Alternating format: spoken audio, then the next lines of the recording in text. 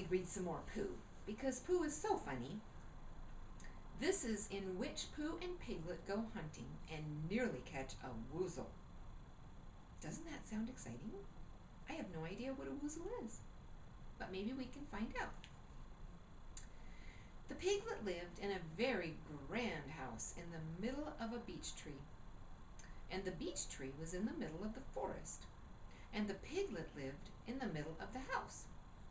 Next to his house was a piece of broken board which said, "Trespassers W" on it. When Christopher Robin asked the piglet what it meant, he said it was his grandfather's name, and had been in the family for a long time. Christopher Robin said you couldn't be called Trespassers W, and Piglet said yes, you could, because his grandfather was, and it was short for Trespassers Will, which was short of Trespassers William, and his grandfather had had two names in case he lost one: Trespassers after an uncle, and William after Trespassers. "I've got two names," said Christopher Robin carelessly. "Well, there you are, that proves it," said Piglet. One fine winter's day, when Piglet was brushing away the snow in front of his house, he happened to look up, and there was Winnie the Pooh. Pooh was walking around and around in a circle, thinking of something else, and when Piglet called to him, he just went on walking. "Hello," said Piglet. "What are you doing?" "Hunting," said Pooh. "Hunting what?" "Tracking something," said Winnie the Pooh very mysteriously. "Tracking what?" asked Piglet, coming closer. "That's just what I ask myself. I ask myself, what?" "What do you think you'll answer?" "I shall have to wait until I catch up with it," said Winnie the Pooh. "Now look there." He pointed to the ground in front of him. "What do you see there?" "Tracks," said Piglet. "Paw marks." He gave a little squeak of excitement. "Oh, Pooh, do you think it's a woozle?" "It may be," said Pooh. "Sometimes it is, and sometimes it isn't. You never can tell with paw marks." And there's Pooh and Piglet.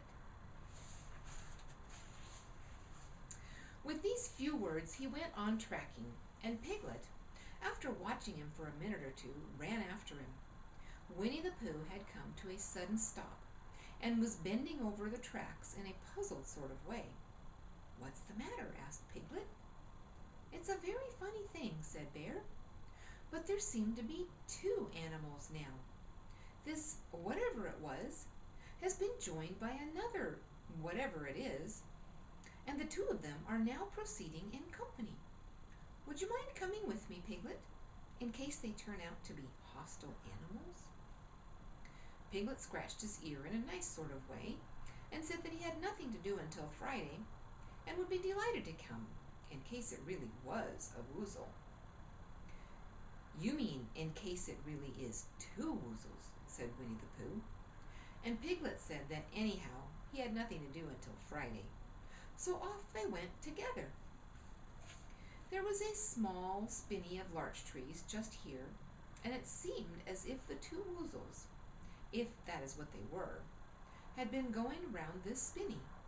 So round this spinney went Pooh and Piglet after them, Piglet passing the time by telling Pooh what his grandfather Trespassers W had done to remove stiffness after tracking, and how his grandfather Trespassers W had suffered in his later years from shortness of breath and other matters of interest, and Pooh wondering what a grandfather was like, and if perhaps this was two grandfathers they were after now, and if so, whether he would be allowed to take one home and keep it, and what Christopher Robin would say. And still the tracks went on in front of them. Suddenly Winnie the Pooh stopped and pointed excitedly in front of him. "Look!" "What?" said Piglet with a jump, and then, to show that he hadn't been frightened, he jumped up and down once or twice in an exercising sort of way. "The tracks," said Pooh. "A third animal has joined the other two." And there's Pooh and Piglet, with Piglet jumping up and down. "Pooh," cried Piglet, "do you think it's another Woozle?" "No," said Pooh, "because it makes different marks. It is either two Woozles, and one, as it might be, Wizzle, or two, as it might be, Wizzles, and one, if it is so, Woozle. Let us continue to follow them." So they went on, feeling just a little anxious now, in case the three animals in front of them were of hostile intent. And Piglet wished very much that his grandfather T.W. were there, instead of elsewhere. And Pooh thought how nice it would be if they met Christopher Robin suddenly, but quite accidentally, and only because he liked Christopher Robin so much. And then, all of a sudden, Winnie the Pooh stopped again, and licked the tip of his nose in a cooling manner, for he was feeling more hot and anxious than ever in his life before. There were 4 animals in front of them now. "Do you see, Piglet? Look at their tracks. 3 as it were Woozles, and 1 as it was Wizzle. Another Woozle has joined them." And so it seemed to be. There were the tracks crossing over each other here, getting muddled up with each other there, but quite plainly every now and then the tracks of 4 sets of paws. "I think," said Piglet, when he had licked the tip of his nose too, and found it brought very little comfort, "I think that I have just remembered something. I have just remembered something that I forgot to do yesterday and shan't be able to do tomorrow. So I suppose I really ought to go back and do it now." "We'll do it this afternoon, and I'll come with you," said Pooh. "It isn't the sort of thing that you can do in the afternoon," said Piglet quickly. "It's a very particular morning thing that has to be done in the morning, and if possible, between the hours of— what would you say the time was?"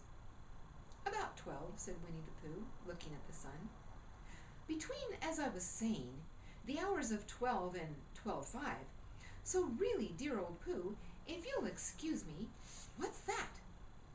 Pooh looked up at the sky, and then, as he heard the whistle again, he looked up into the branches of the big oak tree, and then he saw a friend of his. "Ah, then you'll be all right," said Piglet. "You'll be quite safe with him. Goodbye." And he trotted off home as quickly as he could, very glad to be out of all danger again. Christopher Robin came slowly down his tree. "Silly old bear," he said. "What were you doing? First you went round the spinney twice by yourself, and then Piglet ran after you, and you went round again together, and then you were just going round a 4th time." "Wait a minute," said Winnie the Pooh, holding up his paw. He sat down and thought, in the most thoughtful way he could think. Then he fitted his paw into one of the tracks, and then he scratched his nose twice and stood up.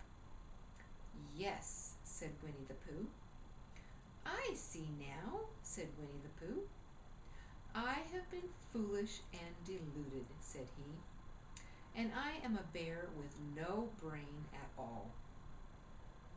"You're the best bear in all the world," said Christopher Robin soothingly. "Am I?" said Pooh hopefully. And then he brightened up suddenly.